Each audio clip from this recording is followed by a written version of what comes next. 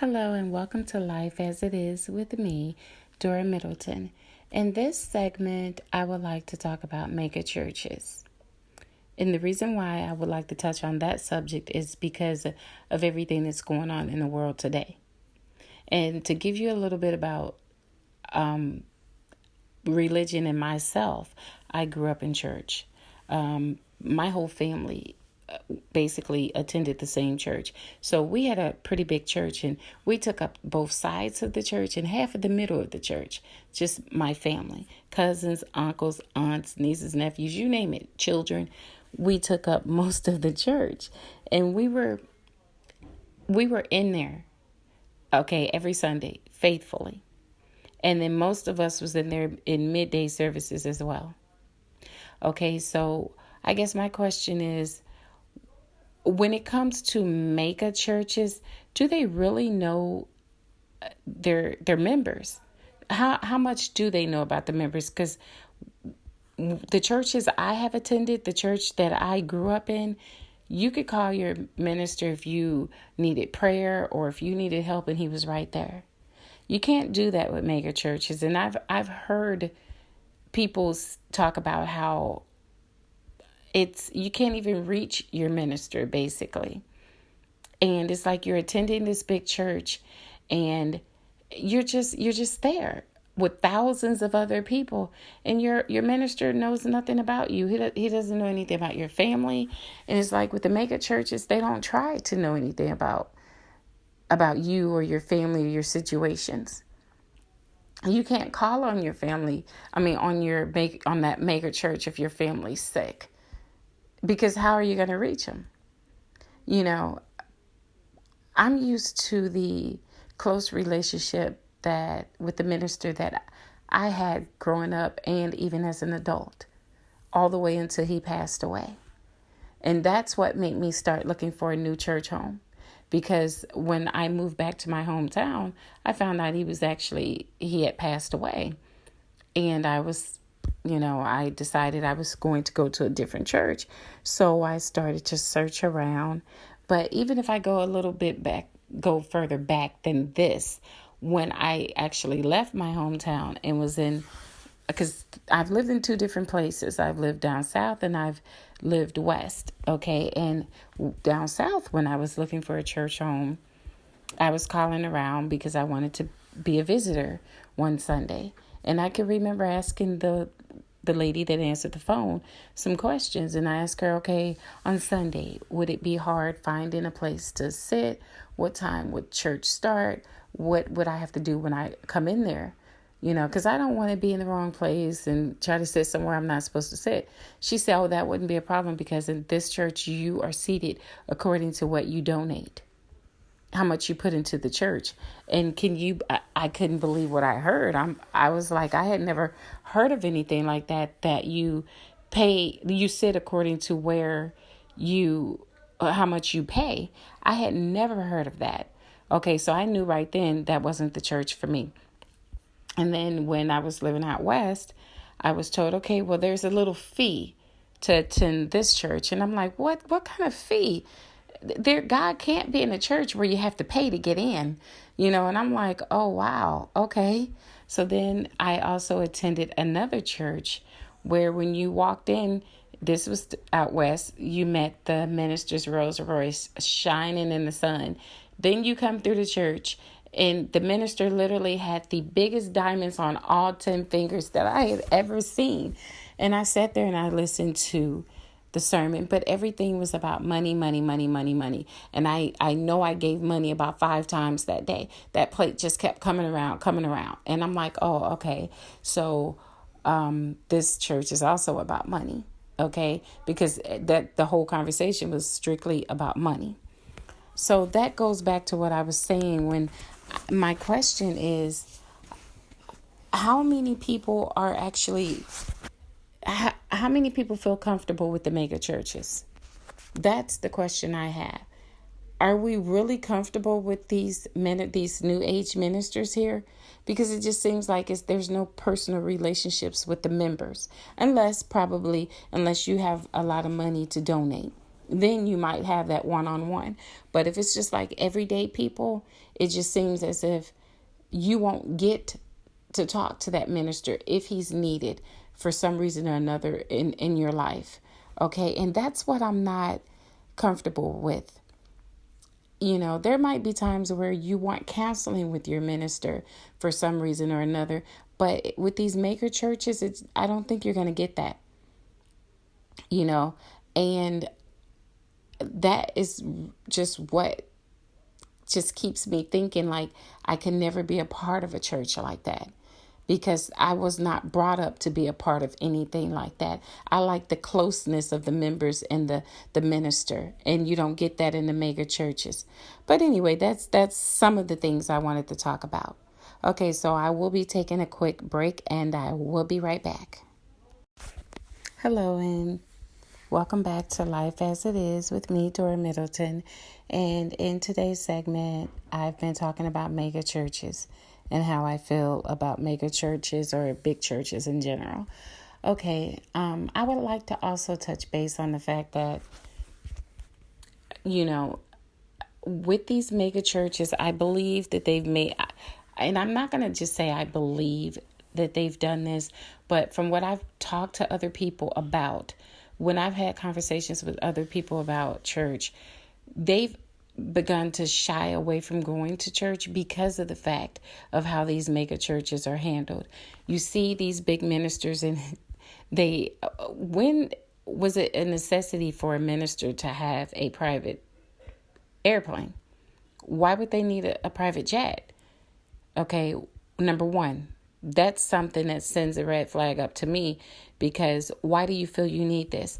And when you have a minister that's on television and he's showing you 15 cars, luxury cars, $100,000, $200,000 cars lined up in his driveway of his mansion, and his members are living paycheck to paycheck, some of them, and can barely afford to eat, but this is what he's showing.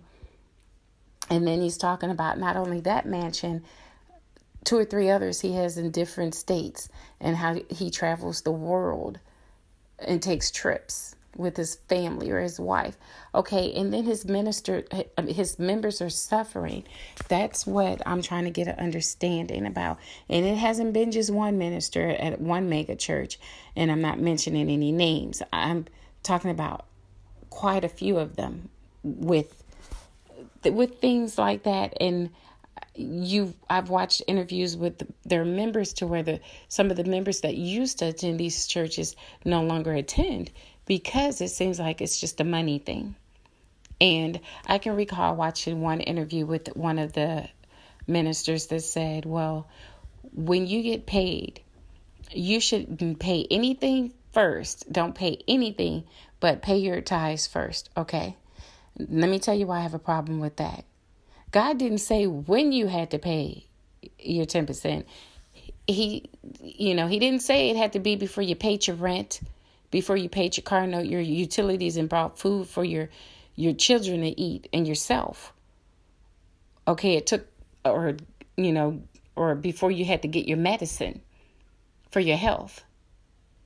But this minister also went on to say, if you don't do it that way, if you don't give the church first, if they're not the first person to get a cut out of that money, then God isn't going to bless you.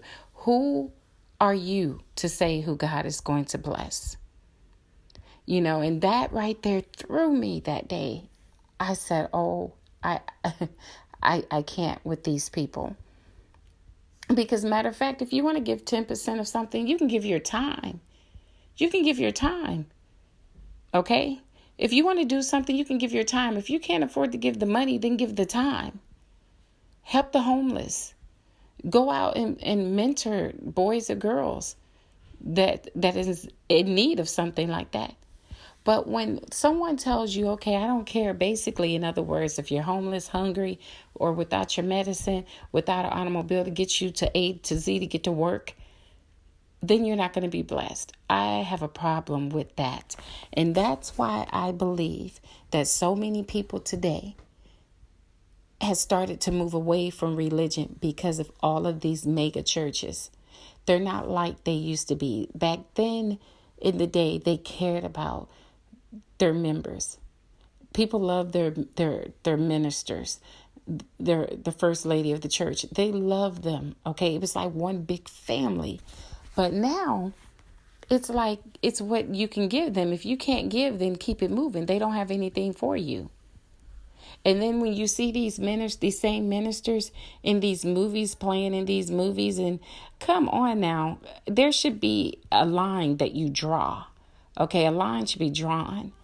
Okay, and I just believe that this is why the world is so full of hell right now, because people aren't believing. They're losing faith because of all of these people that's in these mega churches that's telling them, okay, you're not going to be blessed. You're not giving as much as we want you to give. You're not giving us every dime that you have and leaving yourself without any way to take care of yourself. That's a problem. So no, I don't believe that any minister out there needs a private jet. Okay, if he has to fly like everyone else. All right. You don't need all that. And why do you need this mansion? Why do you need to flash all of your cars in your members' faces, showing them this is what I got? And then I want what you have. Okay. I want the money that you have as well. That's crazy. Okay. I've always been a firm believer of being who you are. Donating what you can. If you have it, donate it. If you don't beat yourself up over it if you don't have it. Come as you are. So meaning you don't have to have diamonds and gold from head to toe to enter into these churches. Because if you have to come in there looking like that, then God's not in there. You shouldn't want to be in there anyway. So that's the problem I'm having with everything that's going on, and it's unreal to me. It is so unreal to me because I'm not used to it. I'm used to having that personal relationship with my minister. Okay. And you don't have that in mega churches. And I don't care if I had $500 million. Okay. If I was a billionaire somewhere, and I had that money in the bank, I would not attend a mega church. Okay? I wouldn't. I would find me a small church. Okay? A small church where you can get to know your minister and they can get to know you, where my kids grew up in church, the same church that I grew up in. Okay? That's what I like. That's what the type of thing I appreciate. I just don't like that feeling of when they say mega church, because they don't know anything about you. They don't. And it's not about you as a member. It's about them. It's about how good that church looks. It's about how they represent for that church. Hey, whose church is the biggest? Who's looked the best? And I don't get into that. I would never attend a mega church, but I'm not saying you shouldn't. I'm saying it's up to you. That's something you have to deal with in your life. Would you really desire to go to one of those type of churches? Because I for one wouldn't. That's just not my cup of tea. I've always been into religion. I've grew up that way. But I am not a fan of mega churches at all. And I believe that because of the ways and because of everything that people are seeing, and because what I've talked about, how they're saying you should give them first before you even take care of home and your family, your children. I believe that I cannot back a church like that. Okay, I can't. And I am a God-fearing person. So, again, I will always be a part of church. But I cannot bring myself to believe in anything that's coming from a mega church because, again, it's about money. How much money you have. What can you give? And that's not the way I was brought up. That's not the way church should be. That's not the way it was explained to me when we were younger in Bible study, Bible school. None of this makes sense to me. Okay. And they've lost faith. They feel that religion to some people is a joke because of all of this, and they no longer have faith. And it's sad because I think because we have so little faith in this world is why the world is in an uproar right now. Nothing good is going on in the world. There's so much racism, there's so much hatred. There's so many homeless out there, people not being able to eat. And these churches, what are they doing to help this? Are they reaching out to people? What are they doing? Because all I see is how they reach out and tell you how rich they are and everything that they have, and and what you're supposed to be given. What are they giving to the people? What exactly are they giving to the people? Are they saying anything that helps the people? No, they're not. And that's why I say I did this segment on mega churches because of this. I can't believe in those. I can't believe that God is in those churches because of the way that they're handled. I know there's going to be some people that listen to this segment and not like it, but I don't care. Because one thing I always said, and I will continue to say, is my segments are, I'm going to speak the truth.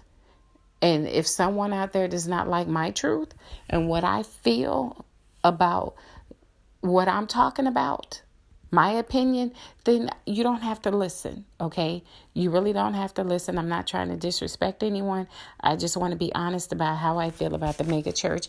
And I know sometimes when people disagree with what you have to say, they get angry. They feel that you're condemning something. I'm not condemning anything or anyone. I'm just saying I don't believe in churches like that. I believe in the smaller churches. Hello and welcome back to Life as It Is with me, Dora Middleton. Before my break, I was talking about the type of church I don't believe in, and which is the mega churches. And I've given more than enough reasons to why I don't believe in them. And again, I'm not knocking them. Hey, each to his own. Whomever he or she is out there that's a part of a mega church or a desire to be a part of a mega church, that's your business. I'm not trying to pull you from it or steer you any kind of way. All I'm saying is what I don't like about those type of churches and why I would never be a part of any of those type of churches, because I'm used to the close relationship that I grew up in with my minister and my family in church. That's what I loved about church. Everyone was filled with the Holy Spirit. Everyone could shout and I like that. You don't get that in those churches. I love that music. I love the gospel music in the church. And you don't get that in those mega churches. The way it doesn't make you feel the way it would make you feel in those smaller churches. And like I said, I'm going by my experience, okay, of going into these big churches, really big ones, okay, with thousands of members. I didn't feel like that was my church home. I didn't feel comfortable, and I love church. Like I said, I grew up in church. My kids are growing up in church.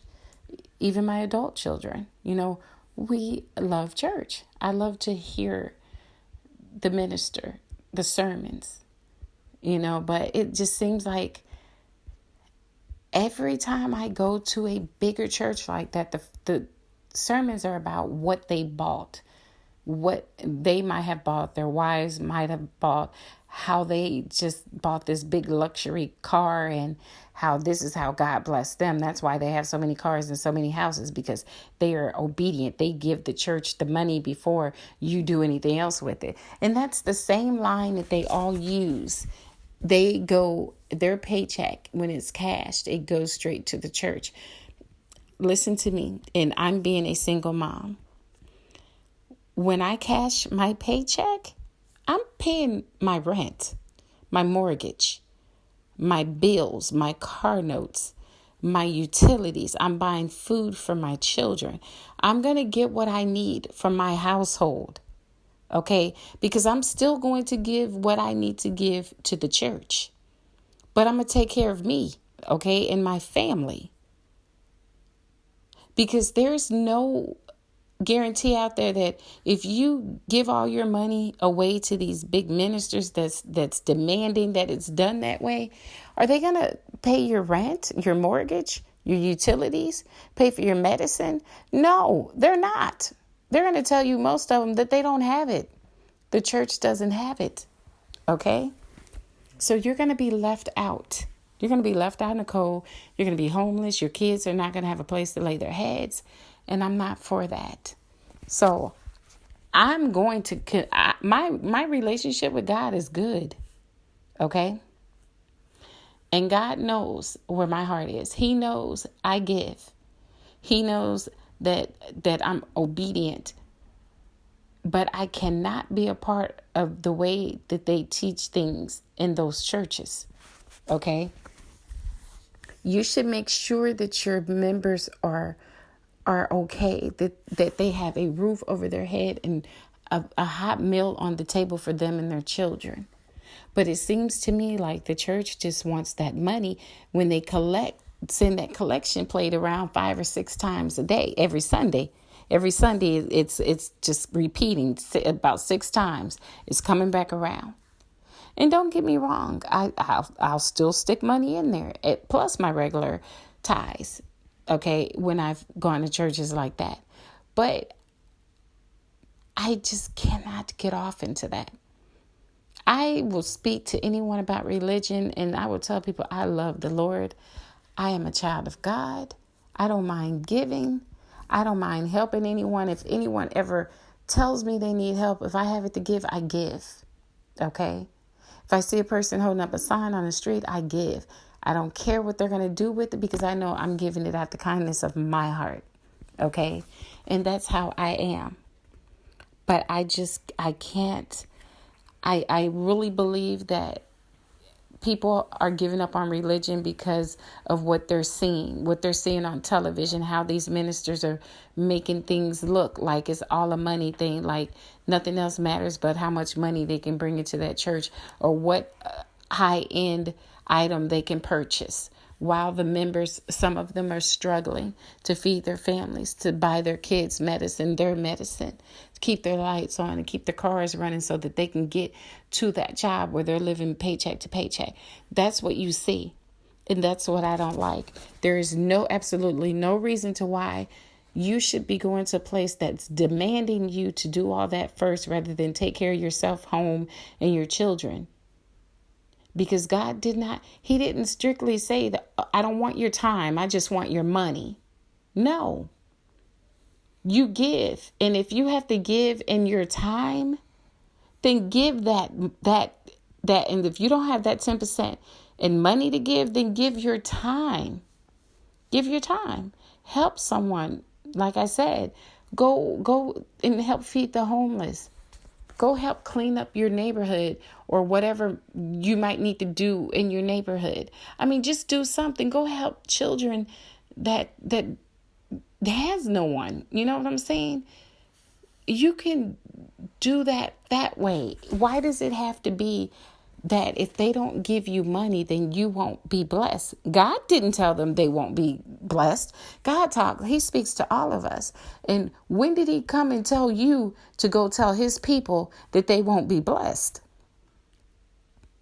When did this conversation happen between you and all of your mega churches to where he told you to tell his people that they won't be blessed? That's not how it works, okay? God knows the heart of his people. He knows their struggles. He knows what they're going through. And I dare you all tell people that. Okay? It's not right. It's not right. If you were really a child of God the way you should be, if you're seeing somebody struggling, How about you sell one of your cars and just go through and feed the homeless? Help the single moms out there that might be needing help. Go give to a charity where maybe you can help them get clean drinking water somewhere. Take one of those very expensive automobiles that you brag so much about, or sell off one of those houses and take all the proceeds from the sale of that house and just give it to different charities. Give it to different people that you know need it. When you all start doing that have the big mega churches, then I'll look at you differently. Then I'm going to say, oh, they actually do care. But until you do that, do not tell people that they won't be blessed. Because every time I hear that, every time I sit down and watch an interview with a big minister like that, and when they say that, I get so angry. Because I'm like, only God knows who's going to be blessed, when, what, or how they will be blessed, and what he will bless them with, not any of you. Okay? And I am going to continue to talk. I talk to everyone about church and how much I love the Lord and how much I love church. And I'm never going to stop talking about church. Okay, gospel, the Lord, my God up above. Okay, because that's how I was raised. And I know I love my God. And I tell you, no matter what happens in my life, God is always there on time. He shows up and shows out for me and my family. And I that comes from experience. I know he's always there for us. And I never miss a day thanking my God up above. I can be driving in the car and I'm singing praises to my God up above about what he's done for me and my family and what he's going to do for me and my family. Because I know that he's always been there for me and my family. So I will never let anyone tell me anything differently when it comes to God, religion, whatever it may be, because I know where my heart is and I know where I stand with my God. And I know it's not all about how much money you can put into the church. I know that it's not about that. And I just wish that more people would be open to talk to people and let them know it's not about that. Don't beat yourself up if you don't have it to give. Just give your time. Help someone else. Speak to someone. Someone might need to have their spirits lifted just by some words that you're telling them. Something you're talking to them about. Letting them know that they are loved by God. That might put a smile on that will definitely put a smile on someone's face. Let them know that they're not out here alone. Let them know that you will say a prayer for them every night. That they are blessed, that God protects them from all hurt, harm, or danger. That's what we all need to do. If we all started doing this in the world today, the world wouldn't be the way it is right now, so full of hatred and anger.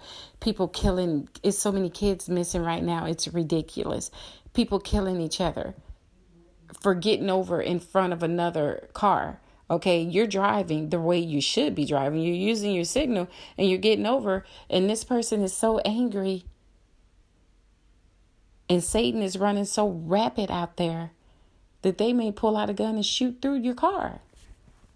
We need for people to speak about the Lord. We need for these churches to do more than what they are doing. Okay?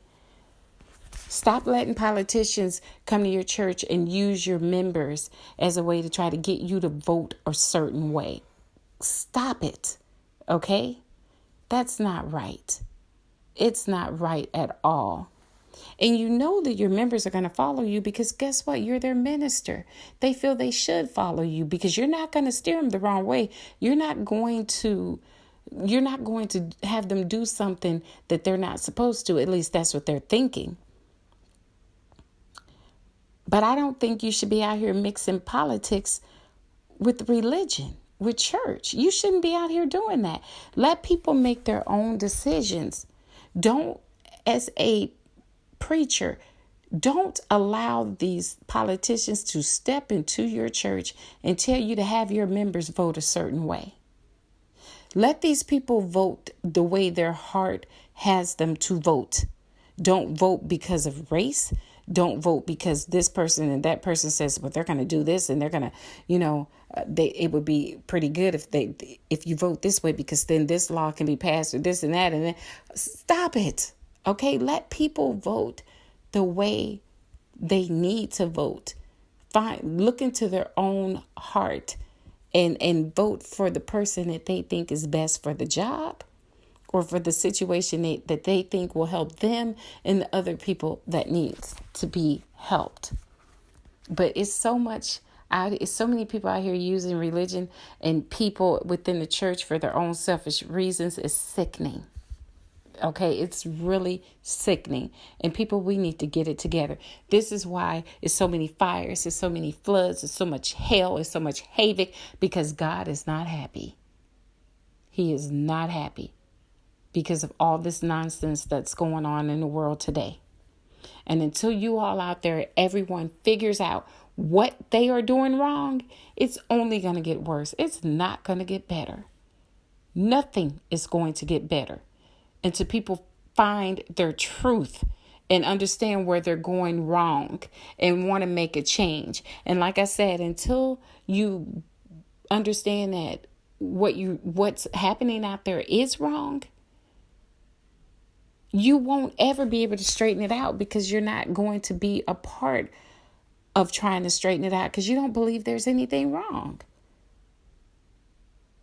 You can't be a part of the solution because you don't feel there's anything wrong that's happening out there. Okay? So again, as I stated before, I know that I've probably hit someone's nerves out there that's going to listen to this segment. And that's good. I say it's good because it'll make you talk about the things that need to be talked about. Okay? I'm not going to apologize about anything I've said in this segment, because this is what I feel. These are the things that I have seen firsthand. And I'm not going to apologize for it. So either you like it or you don't. Okay? These segments that I have on my podcast are to speak about the truth. I'm not here to candy coat anything. I'm not here to tiptoe on eggshells to make someone feel better, because they don't want to hear what I'm saying.